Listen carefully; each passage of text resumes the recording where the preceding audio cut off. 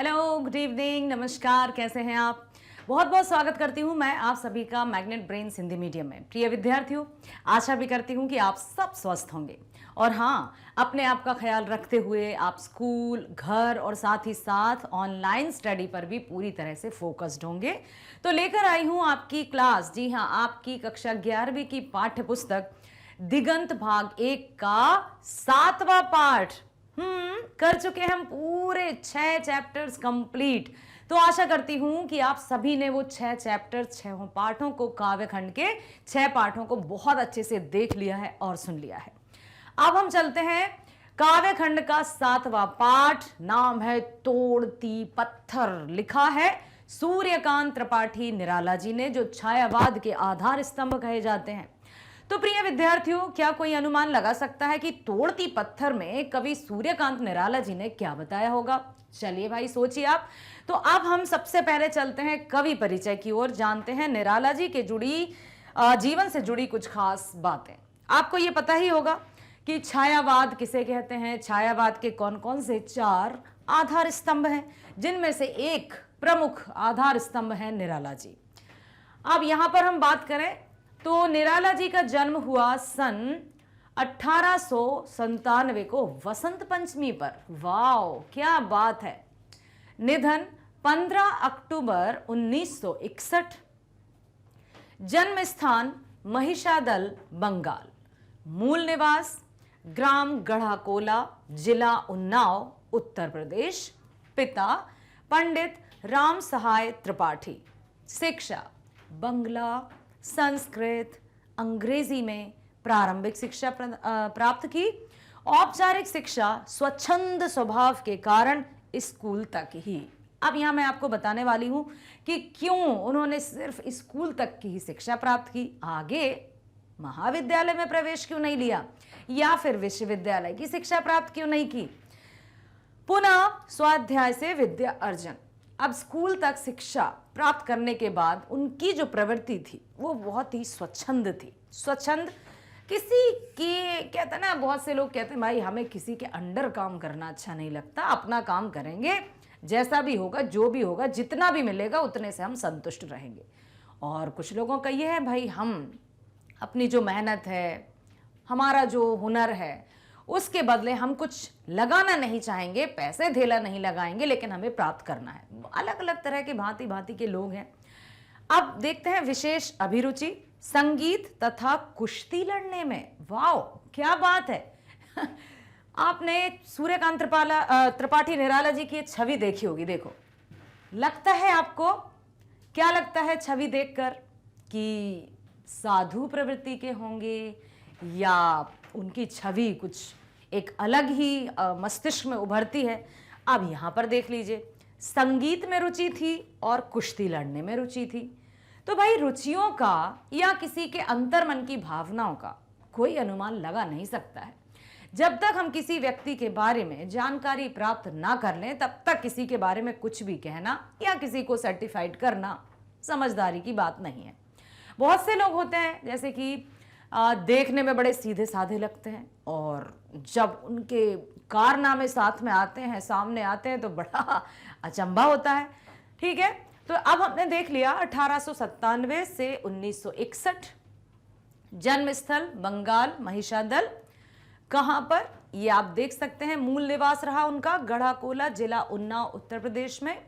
पिताजी थे पंडित राम सहाय त्रिपाठी और शिक्षा बंगला, अंग्रेजी, संस्कृत। ठीक है, औपचारिक शिक्षा स्वच्छंद स्वभाव के कारण स्कूल तक, और विशेष रुचि रही आपकी संगीत और कुश्ती लड़ने में। ठीक है, इतना हुआ आप सबको क्लियर? व्यक्तित्व। अब देखिए, अब हम करते हैं उनके व्यक्तित्व की बात, अंग्रेजी में जिसको पर्सनालिटी कहते हैं। तो व्यक्तित्व भव्य, गौर, कसरती शरीर, एकदम बलिष्ठ, हिष्ट पुष्ट जिसको कहेंगे, भव्य था, गौर वर्ण के थे, गोरे रंग के थे, कसरती शरीर था, स्वाभिमान एवं आत्मगौरव से परिपूर्ण, किसी के समक्ष झुकना नहीं है। शिव पूजन सहाय जी ने एक पाठ लिखा है दीन बंधु निराला, जिनमें उन्होंने जिस चैप्टर में शिव पूजन सहाय जी ने निराला जी के जीवन से जुड़े ऐसे अनछुए पहलुओं को हमारे समक्ष प्रस्तुत किया है जो सच में हमारे लिए जानना बहुत जरूरी था और हम अब तक उनको जान नहीं पाए थे। शीर्षक पर ध्यान दीजिए, उन्होंने रचना की है निराला जी के जीवन पर आधारित दीन बंधु निराला। दीन बंधु का अर्थ क्या होता है? जो दीनों का, दुखियों का रखवाला हो, जो उनका देखभाल करने वाला हो। ठीक है, तो दीन बंधु निराला। भव्य, गौर, कसरती शरीर, स्वाभिमान एवं आत्मगौरव से परिपूर्ण, तेज और ओज से प्रदीप्त व्यक्तित्व।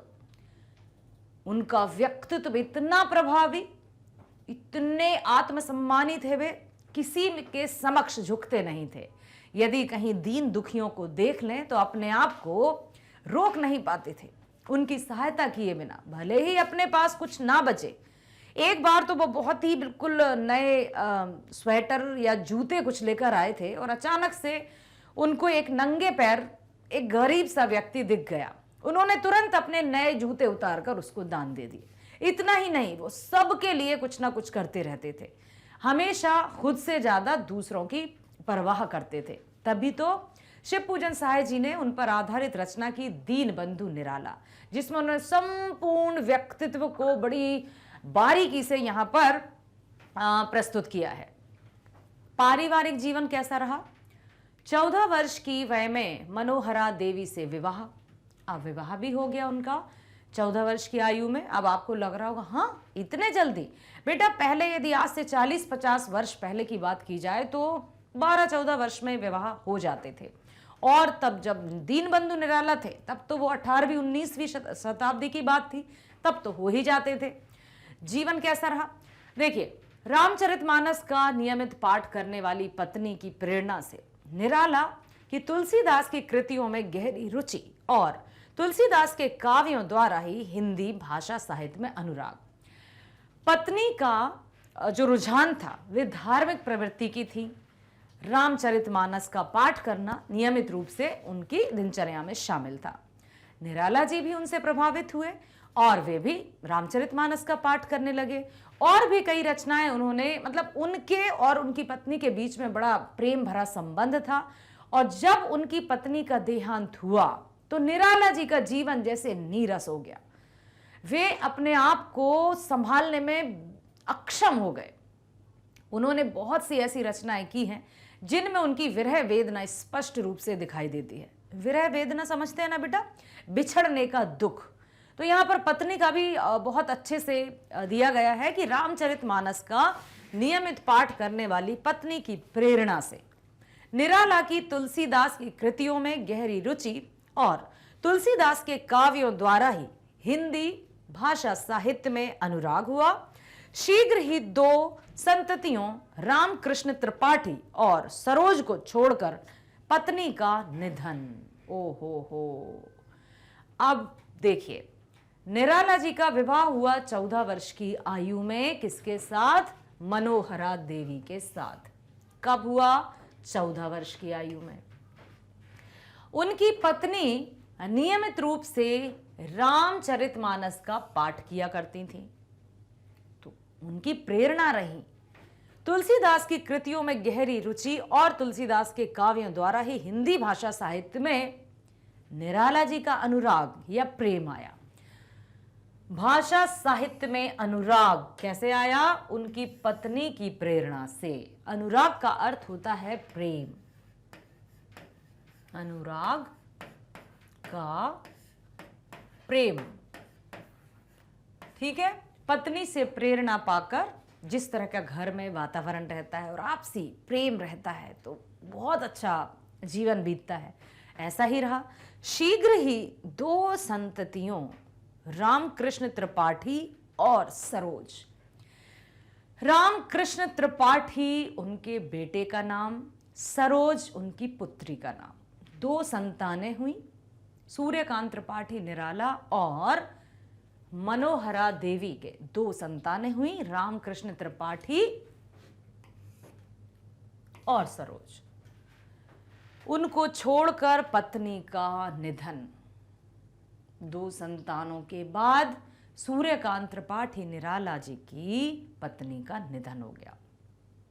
क्या बीती होगी उन पर और उनके छोटे छोटे बच्चों पर। 18 वर्ष की वय में पुत्री सरोज का भी निधन।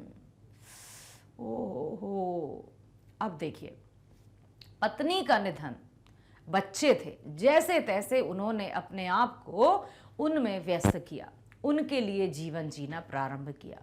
पत्नी के स्थान को कोई दूसरा नहीं भर सकता, ठीक है। उनकी स्मृतियां कभी धुंधली नहीं हो सकती, लेकिन संतानें थी तो उनकी परवरिश, उनकी देखरेख, उनकी खुशी के लिए निराला जी ने संपूर्ण जीवन, मान लीजिए, समर्पित कर दिया।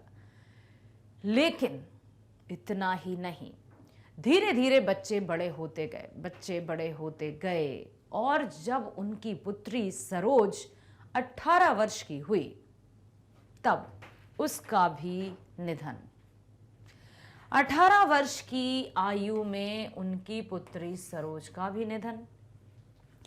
पारिवारिक जीवन विपदाओं से घिरा रहा।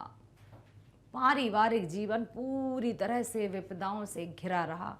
कैसे कोई व्यक्ति अपने आप को ढांढस देगा जो रिश्ते, जो नाते, जिनके सहारे व्यक्ति घर परिवार, घर पे आना।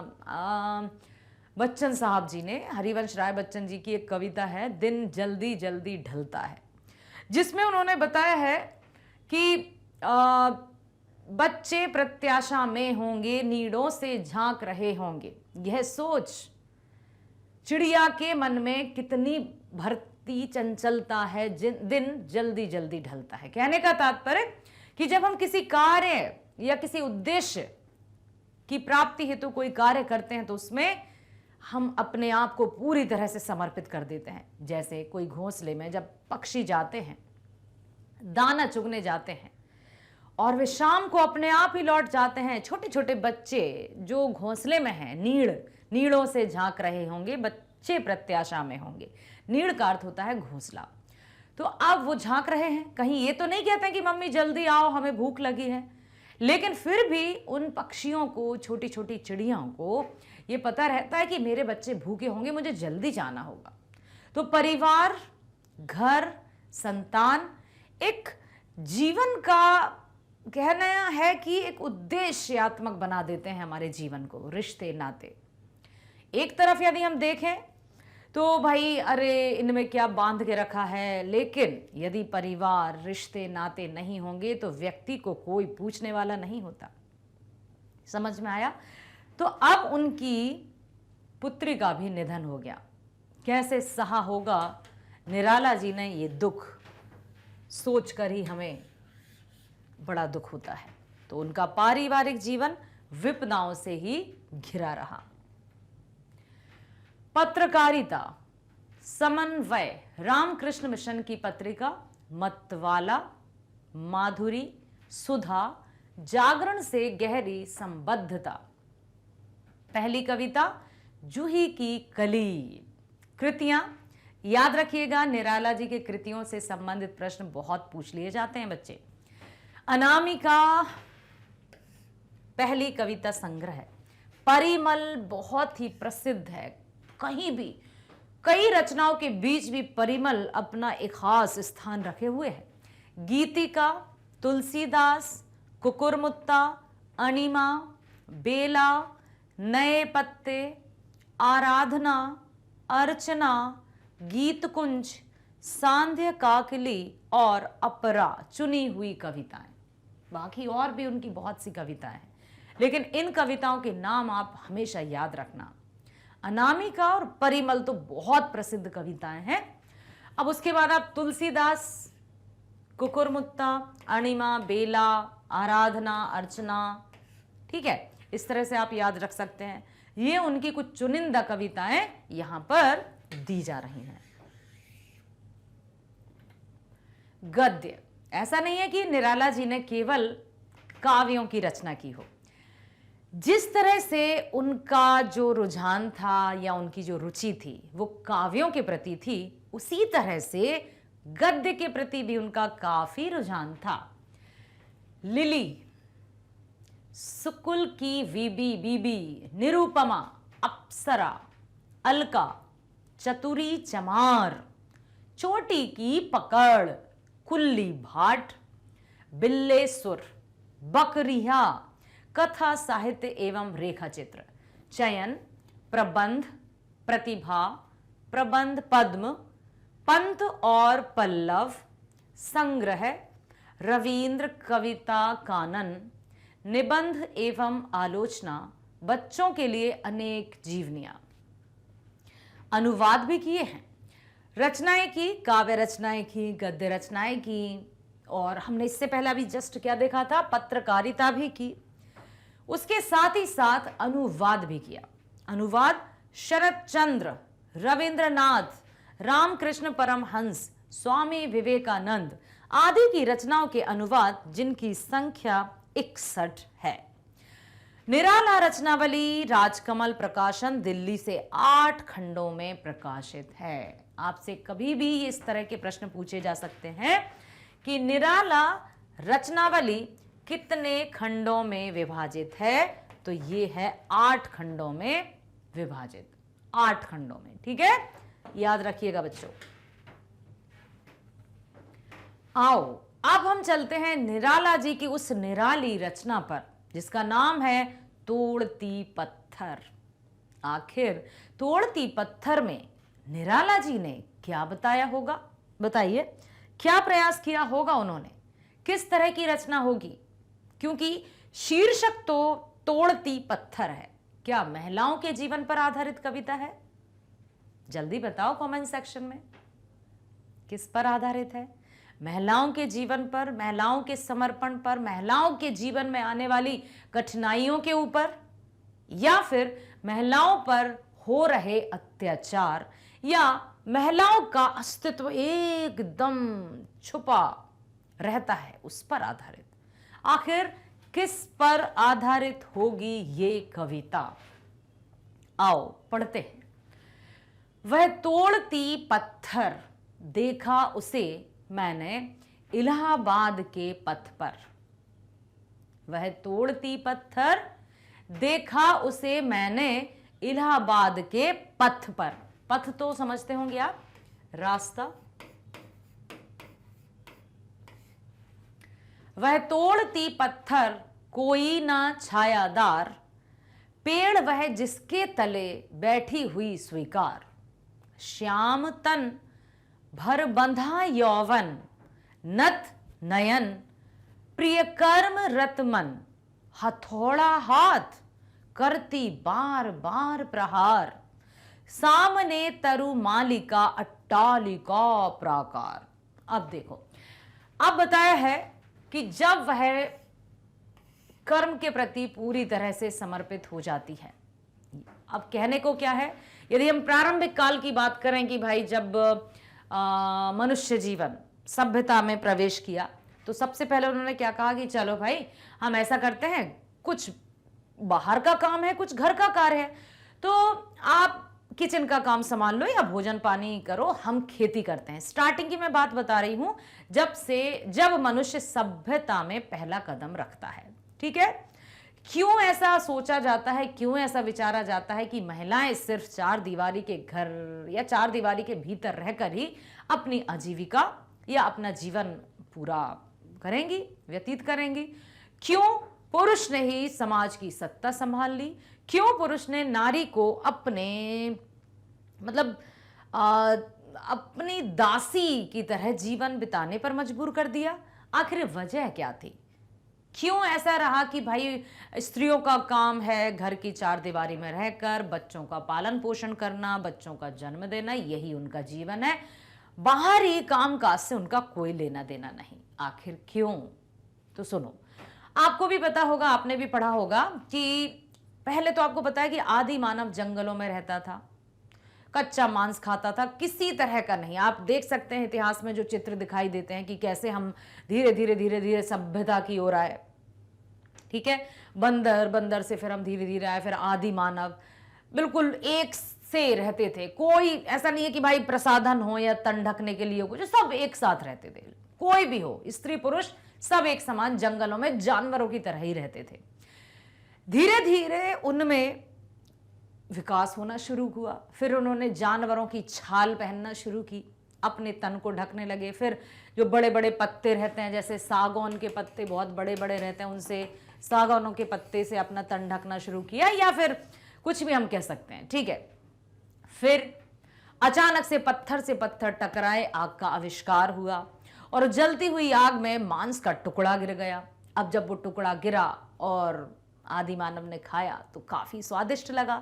तब से उनके मन में आया कि क्यों ना हम अन्न को आग में पकाकर खाएं, मांस को आग में पकाकर खाएं, और उनमें इस तरह से धीरे धीरे धीरे धीरे आविष्कार होता गया। फिर सुई धागे का आविष्कार हुआ, कपड़े एक छोटे छोटे दो टुकड़ों को जोड़कर बनाया गया।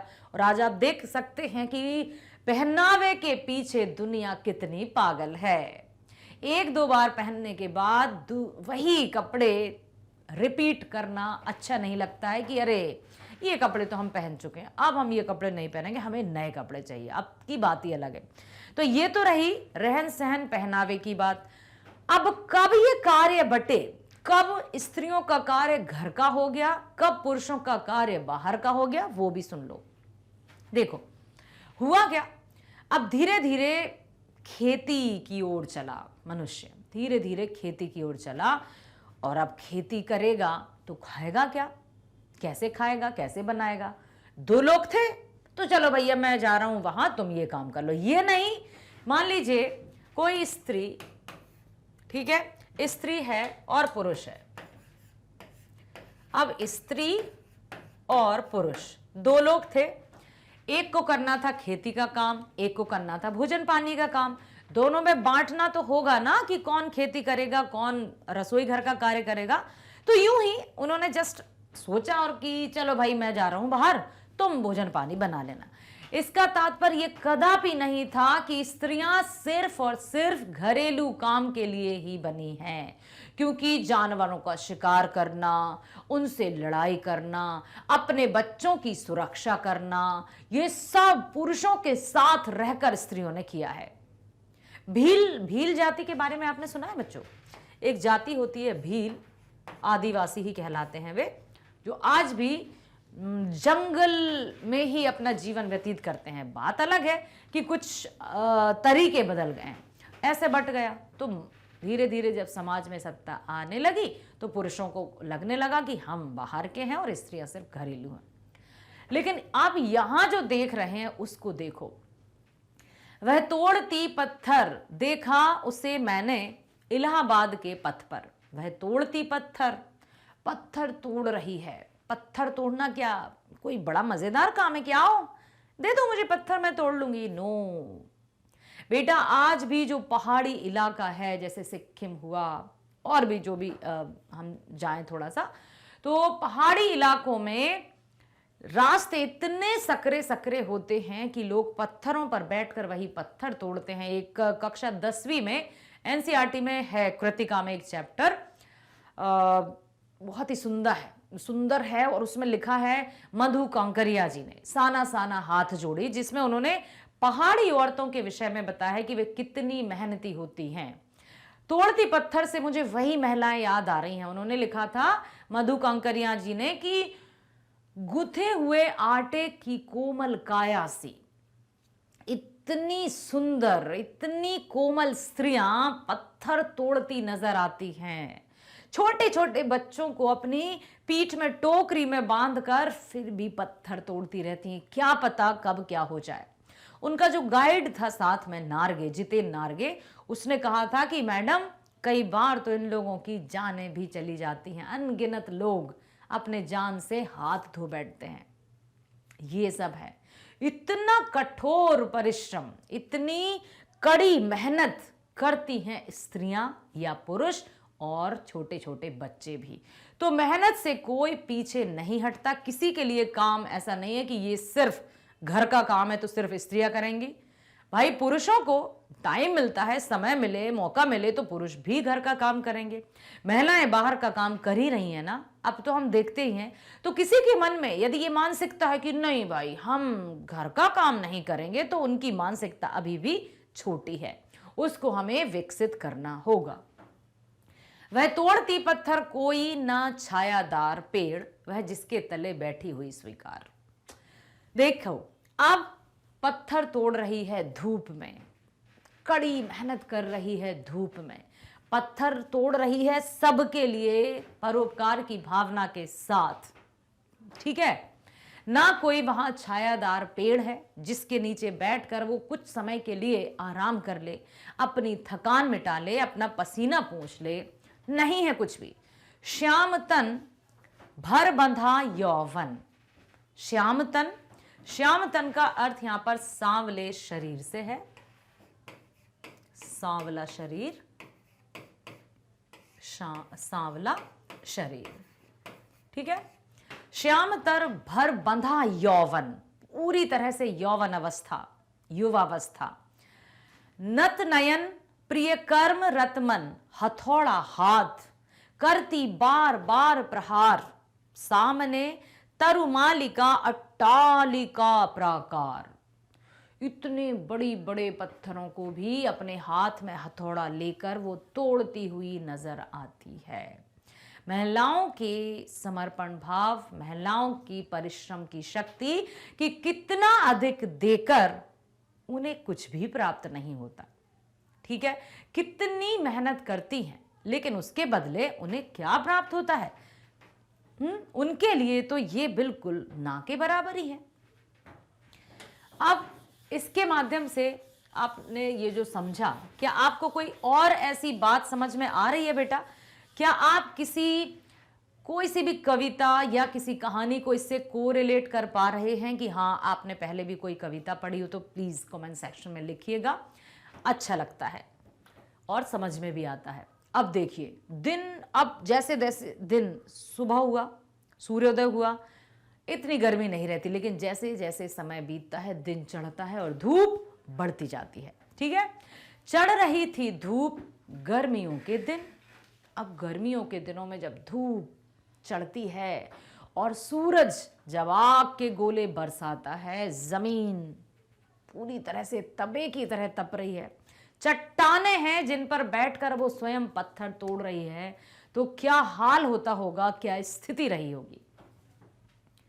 चढ़ रही थी धूप गर्मियों के दिन, दिवा का तमतमाता रूप, पूरी तरह से जो सूरज था वो आग के गोले बरसा रहा था। उठी झुलसाती हुई लू। अब इतना ही नहीं, अब लू भी चलने लगी। सनस्ट्रोक आपने सुना होगा कि लू जब चलती है तो व्यक्ति को मुरझा कर रख देती है। इसलिए कहते हैं कि गर्मियों के दिनों में जब भी घर से बाहर निकलें, बहुत सारा पानी पीकर निकलना चाहिए। कहीं जो आम या कच्चे आम, कैरी जिसको कहते हैं, उसका पन्ना पीकर निकलना चाहिए। प्याज भी अपने साथ में रखना चाहिए। बहुत से ऐसे तरीके हैं जो हमारे अपने घर में मम्मी वगैरह बताती रहती हैं। तो जब लू चलती है तो व्यक्ति को पूरी तरह झुलसा देती है, लोग घर से बाहर निकलने की हिम्मत नहीं करते। लेकिन यहां पर वो चट्टानों पर बैठकर, पत्थरों पर बैठकर पत्थर तोड़ती हुई नजर आ रही है। धन्य है उस शक्ति स्वरूपा नारी को। ये बताया है कि वो कितनी सहनशील है, कितनी सहनशील है, कितनी उसमें कर्मठता की भावना है। कोई भी कार्य ऐसा नहीं जिससे स्त्री अपने आप को पीछे हटा ले। व्यर्थ ही लोग उसको कई तरह से कहने लगते हैं। तो उठी झुलसाती हुई लू। अब यहां पर लिखा है रुई ज्यों जलती हुई भू। अब जैसे रुई तो जानते हो ना आप, कॉटन, यदि उसमें जरा सी भी आग लगा दो तो कितने जल्दी आग पकड़ती है, सेकंड्स में रुई जलकर खाक हो जाती है। यही बताया है, उठी झुलसाती हुई लू, रुई ज्यों जलती हुई भू। भू ऐसे जल रही थी जैसे रुई जलती है। रुई में आग लगाते ही, पलक झपकते ही जलकर राख हो जाती है ना, तो उसी तरह भू अर्थात धरती का भी हाल था। इतनी गर्मी, इतनी लू चल रही थी। समझ में आया? गर्द चिनगी छा गई, प्रायः हुई दोपहर, वह तोड़ती पत्थर। सुबह से दिन पहर चढ़ते गए, सूरज चढ़ता गया, गर्मी बढ़ती गई, लू चलती गई और अभी भी वह पत्थर तोड़ रही है। देखिए अब क्या लिखा है आगे, लिखा है देखते देखा मुझे तो एक बार, उस भवन की ओर देखा छिन्न तार। देखते देखा मुझे तो एक बार, उस भवन की ओर देखा छिन्न तार। देख कर कोई नहीं देखा मुझे उस दृष्टि से, जो मार खा रोई नहीं सजा सहज सितार। इतना सब कुछ सहन करने के बाद भी जिसके माथे पर शिकन नहीं, चेहरे पर शिकन नहीं, इतना सब कर गुजरने के बाद किसी तरह की शिकायत नहीं, कौन हो सकती है वो? एक स्त्री। अन्यथा लोग तो जरा सा काम करके भी अपने मन में अहंकार की भावना ले आते हैं, मैं करने लगते हैं। लेकिन यहां आप देख सकते हैं, सुनी मैंने वह नहीं जो थी सुनी झनकार, एक क्षण के बाद वह कांपी सुघर, ढुलक माथे से गिरे सीकर, लीन होते कर में फिर ज्यों कहा मैं तोड़ती पत्थर। पसीने की बूंदें चमचमा रही थीं, फिर भी अपने कार्य में पूरी तरह से लीन, तोड़ती पत्थर, तोड़ती पत्थर। आइए अब हम पढ़ते हैं। श्याम तन भर बंधा यौवन, नत नयन प्रिय कर्म रतमन। निराला जी रचित कविता तोड़ती पत्थर से गृहीत प्रस्तुत पंक्तियों में कवि ने उस पत्थर तोड़ने वाली मजदूरनी के रूप रंग का वर्णन किया है। मजदूरनी अर्थात यहां बात की जा रही है उस कर्मठ स्त्री की। हमेशा हम सुनते हैं, आते हैं, मजदूर मजदूर मजदूर, मजदूरनी। अब एक शब्द सुन लीजिए, मैं मजदूर मुझे देवों की धरती से क्या, अग्निद्वार स्वरा धरा पर मैंने स्वर्ग बनाए। कहने का तात्पर्य कि जो दिन रात सिर्फ और सिर्फ मेहनत करते जाते हैं दूसरों के लिए, उनके हाथ में क्या, उनका मतलब सर ढकने के लिए छत भी नहीं होता है। तो यहां पर निराला जी रचित तोड़ती पत्थर से गृहीत प्रस्तुत पंक्तियों में कवि ने उस तोड़ती पत्थर तोड़ने वाली मजदूरनी के रूप रंग का वर्णन किया है, जिसे उसने इलाहाबाद के पथ पर देखा था। बेटा, कवियों की, रचनाकारों की, लेखकों की, वो कहीं भी जाएं, भ्रमण पर जाएं, यात्रा पर जाएं, वैवाहिक कार्यक्रम में जाएं, लेकिन जिस भी वो दृश्य को देखेंगे ना, उसको वो काव्य रूप दे ही देते हैं। ये उनकी खासियत होती है। उसी दृश्य को यदि हम आम व्यक्ति देखेंगे तो नजारा कुछ और होगा, हमारा वर्णन कुछ और ही होगा। लेकिन समान सेम सीन, यदि समान दृश्य कवि, रचनाकार, कलाकार देख लेगा तो वो उसका वर्णन ऐसा होगा अलंकृत करने वाला। तो ये अब देखिए, उन्होंने इलाहाबाद के पथ पर एक मजदूरनी को पत्थर तोड़ते हुए देखा और उस पर रचना कर डाली। कहां देखा? जिसे उसने इलाहाबाद के पथ पर देखा था। कवि के अनुसार उसका शरीर सांवला है, श्याम तन भर बंधा यौवन। शरीर सांवला है, वह युवती है, उसका शरीर भरा हुआ तथा बंधा हुआ है, अर्थात वह गठीले शरीर वाली है, अच्छी हिष्टपुष्ट। और शरीर मांसल है, अर्थात उसमें यौवन अपनी पूर्णता में विकसित है, पूरी तरह से जवान कह सकते हैं, युवा कह सकते हैं। इसलिए कवि ने लिखा है, वह आंख नीचे किए अपने काम में तल्लीन है। वह पत्थर तोड़ रही है, पत्थर तोड़े जा रही है, और कवि ने उसको देखा इलाहाबाद के पथ पर जब कवि जा रहे थे। ऐसा नहीं कि कोई बेचारी बुजुर्ग सी महिला हो या कोई मजबूरी में हो, मजबूरी नहीं, वो मजदूरी में थी। ठीक है, तो ये बताया उन्होंने, उसका वर्णन किया, उसके रूप रंग का उन्होंने वर्णन किया। प्रिय कमर तन, मन कहकर कवि यह बताना चाहते हैं कि उसने मजदूरी को अपनी जीविका का अनिवार्य माध्यम मान लिया है। अब आम व्यक्ति सोचते होंगे जरूरत क्या है पत्थर तोड़ने की, कुछ और काम नहीं कर सकती है। अरे भाई, कहने वाले कभी चुप नहीं रहते। आपने वो जरूर सुनी होगी कि देखो गधा, अब गधा बन नहीं रहा है मुझसे, ठीक है मान लो भाई, मान लेना कि ये गधा है, ऐसा ही रहता है क्या? जो भी हो ठीक है।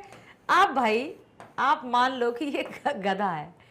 एक बाप बेटे, बाप थोड़ा बुजुर्ग सा था, बुजुर्ग नहीं बाप बेटे हैं, मतलब अधिक बुढ़े बुढ़े कोई नहीं थे, अच्छे खासे थे। एक बाप है, एक बेटा है, उनके हाथ में एक बड़ी सी पोटली है और उनके साथ में गधा भी है। अब गधा लग रहा है गधा या नहीं वो मैं नहीं जानती, लिख देती हूं कि ये है गधा, ठीक है। अब आप मान लो कि ये गधा है, ठीक।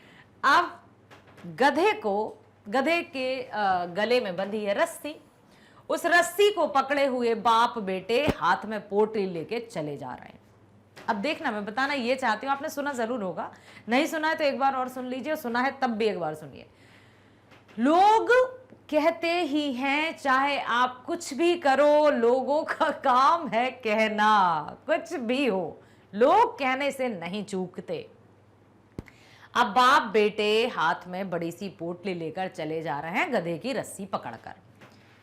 अब लोगों ने देखा, क्या मूर्ख बाप बेटे हैं, इतना अच्छा खासा गधा है, खुद इस पर नहीं बैठ सकते, कैसे हैं, कम से कम पोटली ही रख लेते।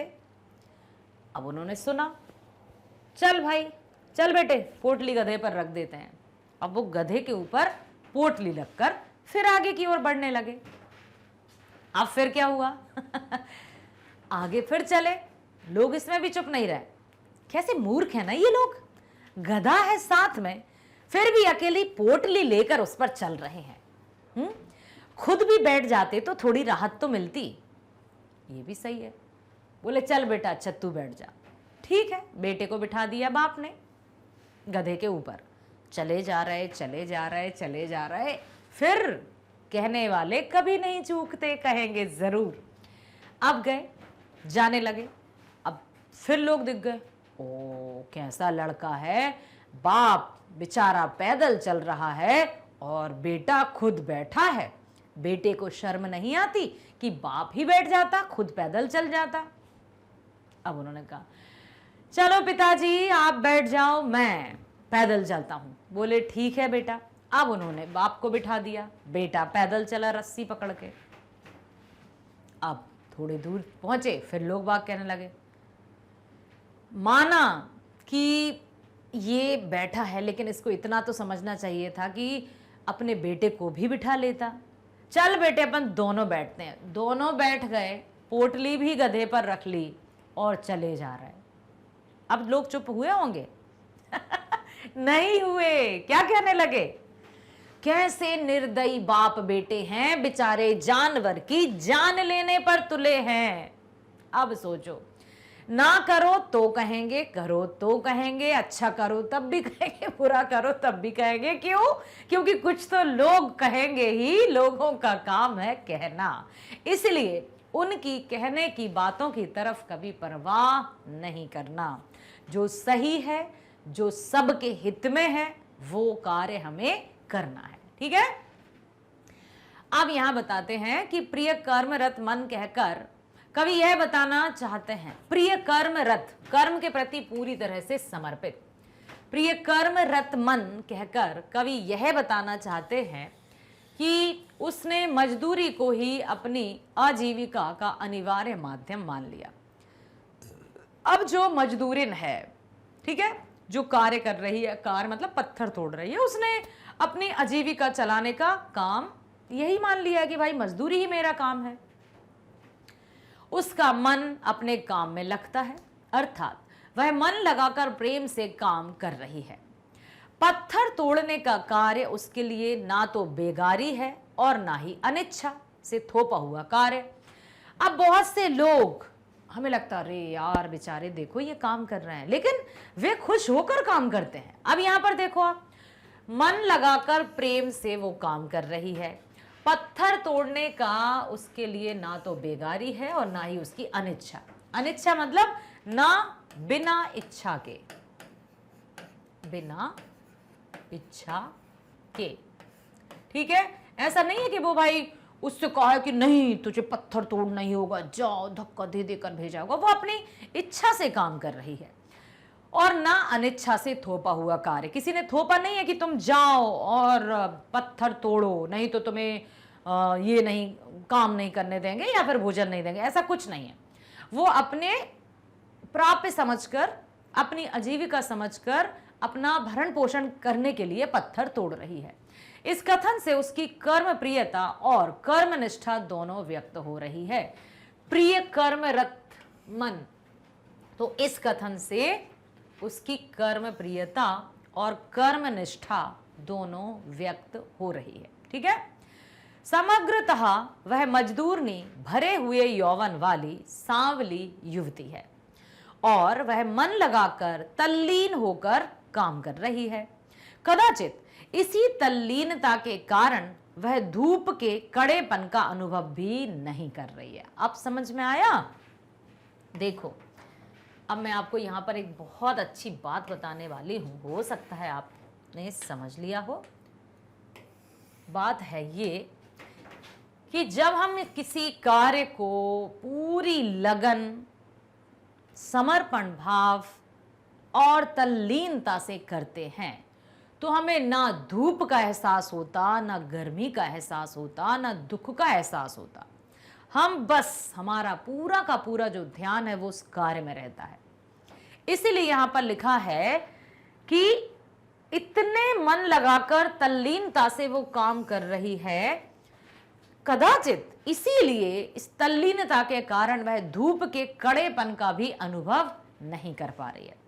दूसरे लोग जो धूप में जाने से डर रहे हैं, कतरा रहे हैं, वहां वो बैठकर आराम से पत्थर तोड़े जा रही है। ये क्या है? एक के लिए जो खतरनाक स्थिति है, दूसरे के लिए वो सामान्य स्थिति है। ये सब मन का है भाई, इच्छा शक्ति पर है, मनोबल है कि जिस तरह का मनोबल क्रिएट किया जाता है उसी तरह का कार्य हम कर पाते हैं। हम चाहें कि हम भी उसकी तरह पत्थर तोड़ने चले जाएं तो हमसे ना हो पाएगा। क्यों? क्योंकि हम पहले ये सोचो कि बाप रे कितना कठिन कार्य कर रही, हमने पहले उस कार्य को कठिन मान लिया और उसके बाद यदि हमें कोई वहां भेजेगा, हमें मतलब किसी को भी, तो वो इस तल्लीनता के साथ वो कार्य नहीं कर पाएगा। यहां पर पत्थर तोड़ने के स्थान पर यदि कोई भी कार्य हो, विद्यार्थियों का काम विद्या अर्जन करना है, यदि विद्यालय में 5-6 सब्जेक्ट में एक साथ होमवर्क मिल जाता है ना, होमवर्क तभी भी बच्चे घबराने लगते हैं। नहीं मैडम, प्लीज मैडम इतना मत दीजिए, हमें इसका भी करना है, उसका भी, कैसे करेंगे। और कुछ बच्चे आराम से कर भी लेते हैं। उन्हीं की कक्षा के कुछ बच्चे अपना कार्य एकदम अप टू डेट रखते हैं, कुछ रो धोकर करते हैं और कुछ तो कभी कर ही नहीं पाते हैं, हमेशा इनकम्प्लीट, हमेशा इनकम्प्लीट।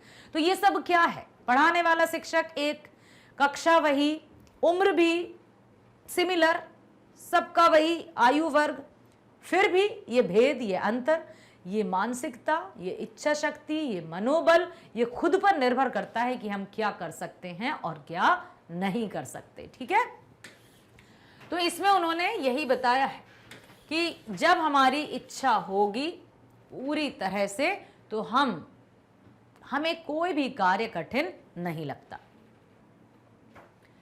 हथौड़ा हाथ करती बार बार प्रहार, सामने तरुमालिका अट्टालिका प्राकार। अब देखिए, तोड़ती पत्थर महाकवि निराला रचित एक प्रगतिवादी कविता है। इस कविता के व्याख्ये पंक्तियों में कवि ने प्रतीक के सहारे प्रगतिवाद की मूल चेतना सर्वहारा बनाम पूंजीपति, देखिए, सर्वहारा बनाम पूंजीपति, इसका होता है अर्थ वर्सेस। ठीक है, कि एक तरफ है वो लोग जो बेचारे सिर्फ और सिर्फ मेहनत और जो मजदूरी है उस पर डिपेंडेंट है या उस पर निर्भर है। दूसरे हैं वो लोग जिनमें हाथों में सत्ता है, पूंजी है, धन दौलत पैसा सब कुछ है। तो अब सर्वहारा बनाम पूंजीपति, सर्वहारा वर्ग मतलब बिल्कुल लोअर मिडिल क्लास मजदूर वर्ग दूसरा पूंजीपति, सत्ताधारी वर्ग जिनमें सब कुछ है। इस संघर्ष को उन्होंने व्यंजित किया है कि किस तरह से मनुष्य के जीवन में भी बहुत अंतर है। कोई जीता है किसी तरह से, किसी का जीवन है किसी तरह से। इलाहाबाद के पथ पर कवि ने जिस मजदूरनी को पत्थर तोड़ते देखा है, वह पूरी तल्लीनता के साथ लगातार पत्थर पर भारी हथौड़े से प्रहार कर रही है। भारी हथौड़ा भी यूज किया है शब्द उन्होंने। देखो, कोई बेलन की तरह वजन नहीं था उसमें कि रोटी बेलन वाला, भारी हथौड़ा, लोहे का अच्छा खासा हैमर, है ना। तो अब यहां पर सामने वृक्ष समूह की माला से घिरी हुई एक अट्टालिका यानी हवेली है। बहुत बड़ी सी हवेली है। हवेली मतलब समझते हो, अच्छा बड़ा सा महल, 2 मंजिला 4 मंजिला, उसको हवेली कहेंगे। तो वो भी है। वह हवेली प्रकार अर्थात 4 दीवारी से घिरी हुई है। पूरी तरह से बड़ा सा महल हवेली है। कवि को अनुभव होता है कि मजदूरनी पत्थर पर नहीं, सामने वाले भव्य भवन पर हथौड़े से प्रहार कर रही है। अब देखो यहां पर कैसे पता चला कि कवि ने सर्वहारा और पूंजीपति वर्गों की, पूंजीपति जो वर्ग है उस पर आधारित एक कविता लिखी है। पत्थर तोड़ रही है, भारी हथौड़ा उसके हाथ में है, पत्थरों पर जोर से प्रहार करती है। अब कवि की जो कहते हैं ना, जहां ना पहुंचे रवि वहां पहुंचे कवि, तो यहां पर कवि ने, निराला जी ने ये अनुभव किया जब वो पत्थर पर बड़े जोर से प्रहार करती है, जोर से मारती है, तो कवि को यह एहसास हुआ कि वो उस पत्थर पर चोट नहीं मार रही है, बल्कि उसके सामने वाले भव्य भवन पर हथौड़े से प्रहार कर रही है। जो बड़ा सा महल है ना, भवन, उस पर प्रहार कर रही है। ठीक है। तो किस तरह से जो मजदूर वर्ग के लोग हैं, जो अपना संपूर्ण जीवन, मन तन पूरी तरह से दूसरों के लिए ही न्यौछावर कर देते हैं, बड़े बड़े भवनों का निर्माण करते हैं, सड़कों का निर्माण करते हैं, और वे ही उसकी सुविधा नहीं भोग पाते। हम जानते हैं कि हंसिया, हथौड़ा मार्क्सवादी पार्टी का चिन्ह है। पार्टी मार्क्स के सिद्धांतों पर चलती है। मार्क्स के अनुसार समाज में 2 ही वर्ग है। पहला शोषित या सर्वहारा, जिसमें किसान और मजदूर आते हैं। ठीक है। सर्वहारा वर्ग में कौन कौन आएंगे बेटा? किसान और मजदूर। दूसरा पूंजीपति, जिनके पास संपत्ति है, ऊंचे महल हैं, सुख सुविधा के सभी समान हैं। मतलब पूरी तरह से सर्वहारा वर्ग में आएंगे मजदूर और किसान वर्ग, जो बेचारे नाम के लिए किसान हैं, लेकिन उनकी जो खेती है वो भी उनके नाम पर नहीं है, उस पर भी पूंजीपति वर्ग के लोग अपनी सत्ता जमा लेते हैं, मजबूरी या उनको पूरी तरह से मजबूर करके मजदूरों को अंगूठा लगवा लेते हैं। आपने सुना ही होगा, बंधुआ मजदूर हुआ करते थे पहले, तो ये सब बताया उन्होंने। ठीक है। तो मार्क्स के अनुसार 2 ही वर्ग, एक सर्वहारा एक पूंजीपति। सर्वहारा के अंतर्गत मजदूर और किसान, पूंजीपति में सभी सुविधाभोगी लोग। सर्वहारा को संगठित कर पूंजीपतियों के विरुद्ध संघर्ष करते हुए उनका खात्मा और किसान मजदूर राज की स्थापना का मार्क्स का दर्शन है। कार्ल मार्क्स समाज सुधारक, एक बहुत ही उच्च, एक बहुत ही प्रसिद्ध और एक ऐसा नाम जिसको सब जानते हैं कि हाँ, कार्ल मार्क्स ने सामाजिक हित के लिए अपना जीवन व्यतीत किया। किसानों के जीवन में आराम लाने के लिए, उनके जीवन को सुखमय बनाने के लिए अपना संपूर्ण जीवन कार्ल मार्क्स ने समर्पित कर दिया, क्योंकि उनका यही था कि पूंजीपतियों के विरुद्ध वे संघर्ष करेंगे और जो किसान और मजदूर हैं उनका साथ देंगे। उपर्युक्त पंक्तियों में हथौड़ा मजदूर का प्रतीक है और 4 दीवारी घिरी वृक्ष समूह शीतल छाया में खड़ा विशाल भवन पूंजीपतियों का।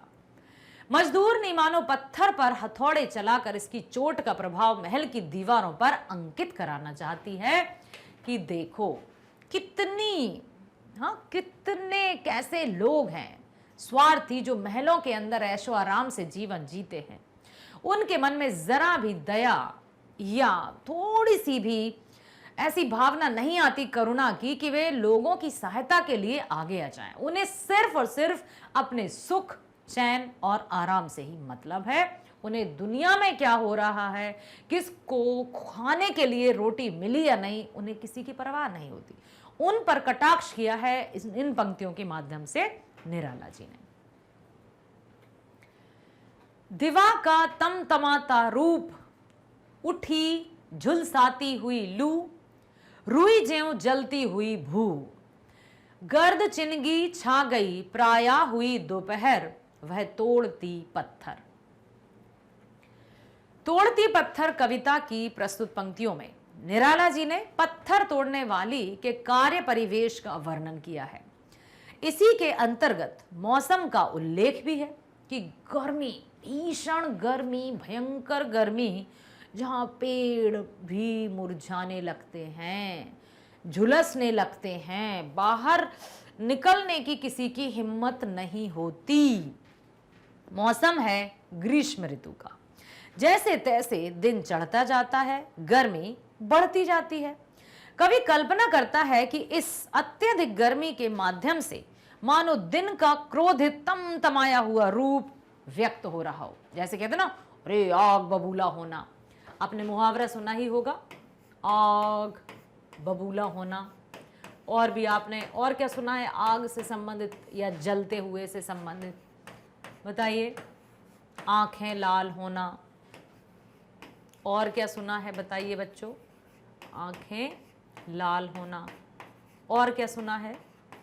तो इस तरह के, इसी के अंतर्गत मौसम का देखो, जैसे जैसे दिन चढ़ता जाता है गर्मी बढ़ती जाती है। कवि कल्पना करता है कि इस अत्यधिक गर्मी के माध्यम से मानो दिन का क्रोध तमतमाया हुआ रूप व्यक्त करे। आग बबूला होना मतलब अत्यधिक क्रोध में होना, आंखें लाल होना मतलब गुस्से में होना, लाल आग, ये सब क्रोध के पर्याय माने हैं। तो जब सूरज धीरे धीरे चढ़ता है और गर्मी बढ़ती है तो ऐसा लगता है जैसे क्रोध में हो।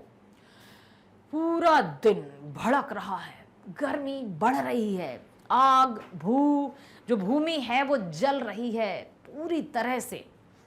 अत्यधिक गर्मी के माध्यम से मानो दिन का क्रोधित तमतमाया हुआ रूप व्यक्त हो रहा है कि दिन पूरी तरह से क्रोधित है। इस समय उसके सामने कोई मत जाओ। जब घर में यदि पापा गुस्से में होते हैं तो कहते हैं, मम्मी कहते हैं अरे पापा गुस्से में है, तो हम बिल्कुल साइड में हो जाते हैं, ये पापा के सामने भी नहीं जाना। तो जब ऊपर चढ़ जाता है पूरा 12 या दोपहर के जो समय रहता है तो उसमें दिन बड़ा क्रोधित रहता है, इसलिए कोई उसके सामने जाना पसंद नहीं करता। फिर भी उस स्थिति में भी वो जो युवती है वो पत्थर तोड़ती नजर आ रही है। समझ में आया? तो ये बताना चाहते हैं कवि कि जो किसी के लिए डर, भय या ऐसी स्थिति है, वहां पर भी वो बैठी हुई है। दिन के तमतमाने का मतलब है अत्यधिक गर्मी। इसके परिणाम स्वरूप लू भी चलने लगी है जो तन को झुलसा रही है। धरती इस तरह जल रही है मानो रुई जल रही हो। हवा के थपेड़ों के कारण चारों तरफ गर्द गुब्बार का साम्राज्य है। अब हवा के थपेड़े, गर्म थपेड़े, गर्द गुब्बार, धूल उड़ रही है, यहां वहां जा रही है। हवा के थपेड़ों के कारण चारों तरफ गर्द गुब्बार का साम्राज्य है। गर्मी, हवा भी गर्म चल रही है, लू चल रही है। तप्त हवा के कारण वह धूल शरीर से लगती है। तब लगता है कि आग की चिंगारी उड़कर शरीर में लग गई हो, क्योंकि जमीन, धरती, धूल सब कुछ आग की तरह तप रहे हैं। और जब हवा चलती है और वो धूल के कण यदि शरीर से टकरा जाए तो ऐसा लगता है जैसे कोई चिंगारी लग रही हो। ऐसे विषम और गर्म मौसम में भी बेचारी मजदूरनी छाया विहीन स्थान पर पत्थर तोड़ रही है। छाया विहीन मतलब जहां छाया ना हो, जहां छाया ना हो, ठीक है। और दोपहरी के प्रचंड ताप में झुलस कर भी काम कर रही है। इन पंक्तियों में रुई ज्यों जलती उपमा अलंकार है और पूरे कथन में उत्प्रेक्ष अलंकार की ध्वनि है।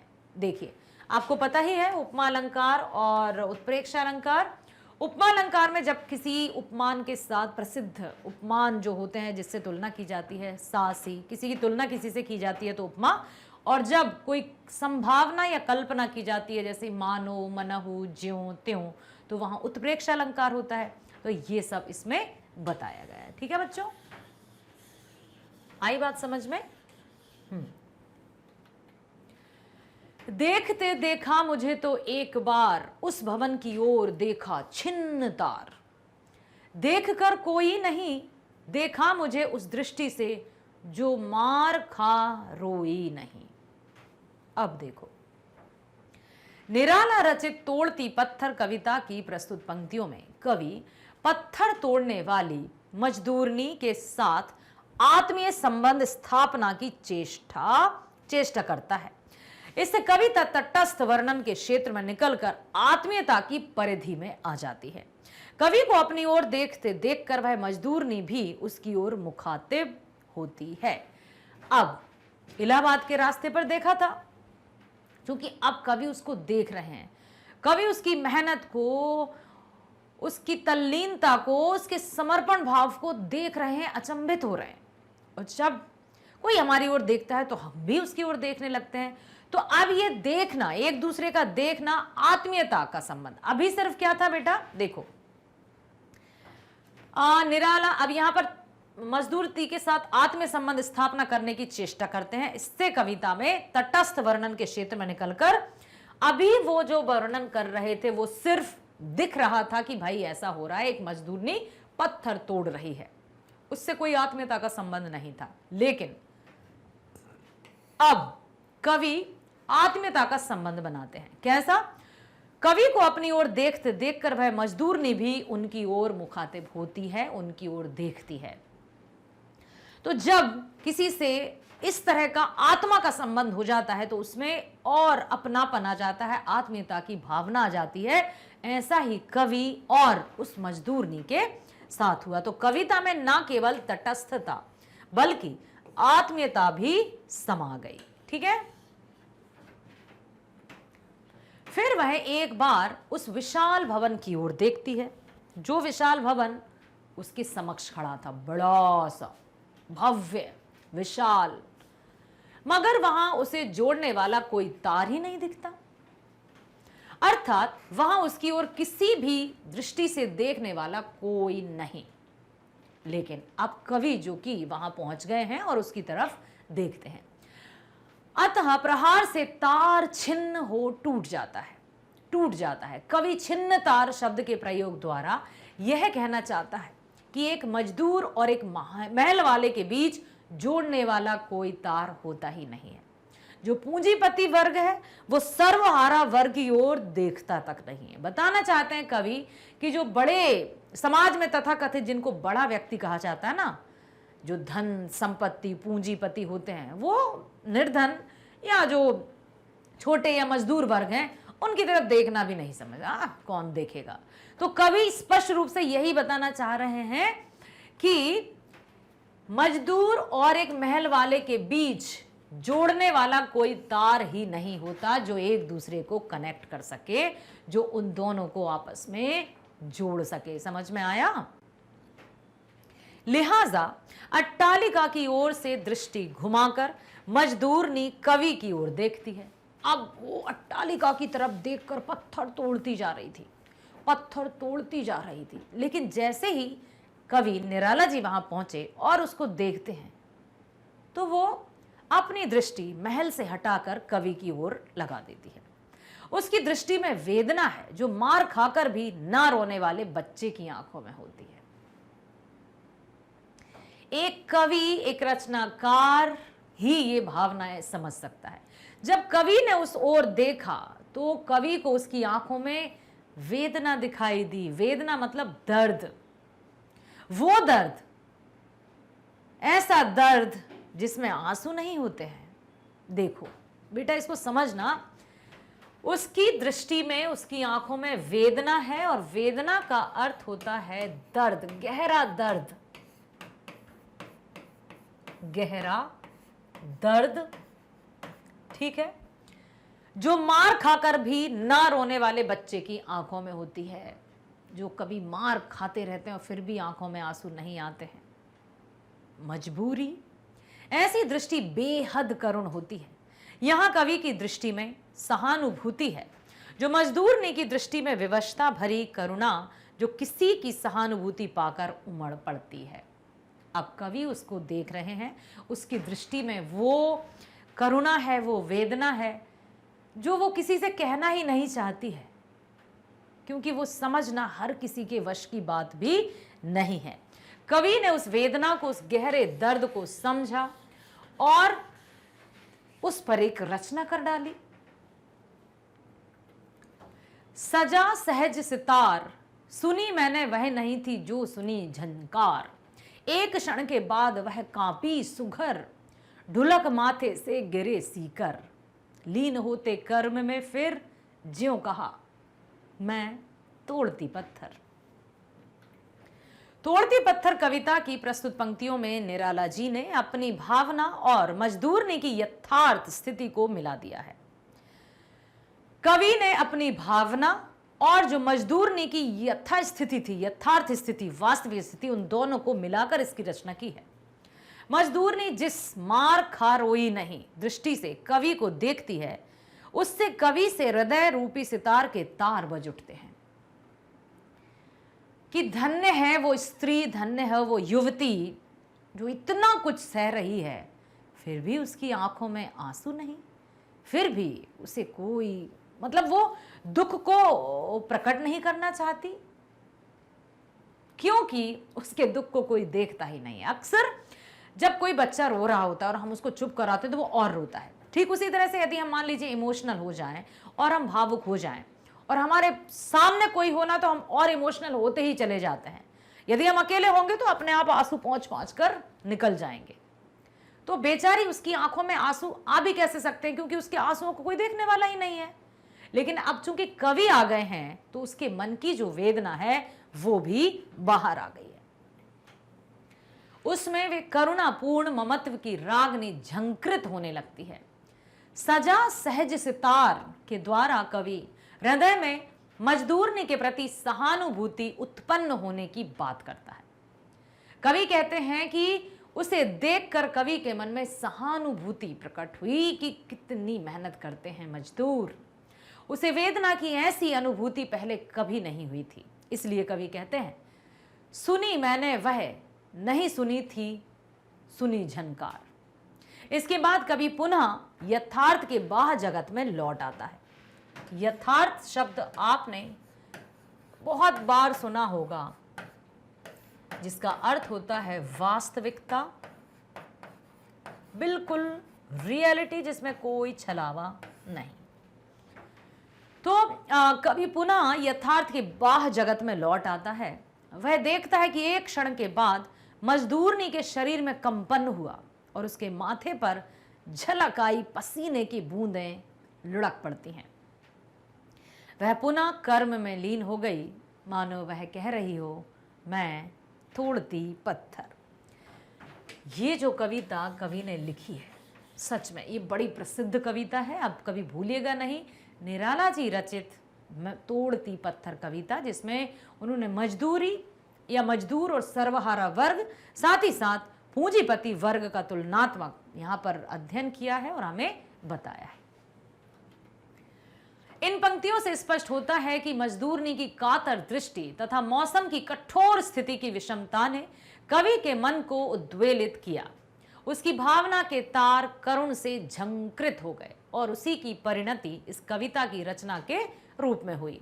ये पंक्तियां इस कविता को प्रेरणा भूमि समझने की कुंजी ज्ञात होती है। तो मेरे बच्चों, आशा करती हूं आपने बड़े ध्यान से सुना होगा और समझा होगा। इसी तरह से सुनना है ध्यान से। काव्य खंड चल रहा है। कविताओं को जब हम ध्यान से सुनते हैं तभी वे समझ में आती हैं, क्योंकि कविताओं से संबंधित जो प्रश्न आते हैं वो बीच बीच से आते हैं और सुनना होगा ध्यान से, बने रहना होगा मैग्नेट ब्रेन्स पर। चलिए मिलते हैं नेक्स्ट वीडियो में। स्वस्थ रहिए, खुश रहिए। Thank you so much.